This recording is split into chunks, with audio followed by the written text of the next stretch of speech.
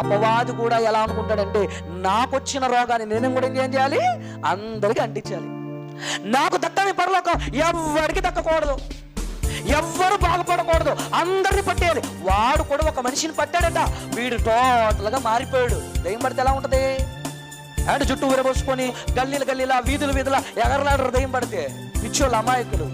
ఏమండి, జ్ఞానం తెలియక, శాస్త్రం తెలియక, విజ్ఞానం తెలియక ఏదో దెయ్యం పట్టిందని పిచ్చి కేకలు వేస్తూ, గంతులు వేస్తూ కేకలు పెడుతున్నారు. కానీ సైకాలజీ ప్రాబ్లం. సైకాట్రిస్ట్ దగ్గరికి వెళ్తే పిచ్చి పట్టిందని చెప్తారు, అదే బాబాల దగ్గరికి వెళ్తే దెయ్యం పట్టిందని చెప్తారు. అదే మూఢనమ్మకాలలో సమాజం కొట్టుమిట్టాడుతుంది. వాస్తవానికి దెయ్యం పట్టేది ఎక్కడికో తెలుసా, మనసుకు పడుతుంది దెయ్యం. పేతురుగారులకు పట్టింది దెయ్యం. పేతురుగారులకు దెయ్యం పట్టినప్పుడు ఏమండి, గట్టిగా కేకలు వేస్తూ, గంతులు వేస్తూ, ఏమండి డాన్సులు వేసాడు పేతురుగారు. ఏమైనా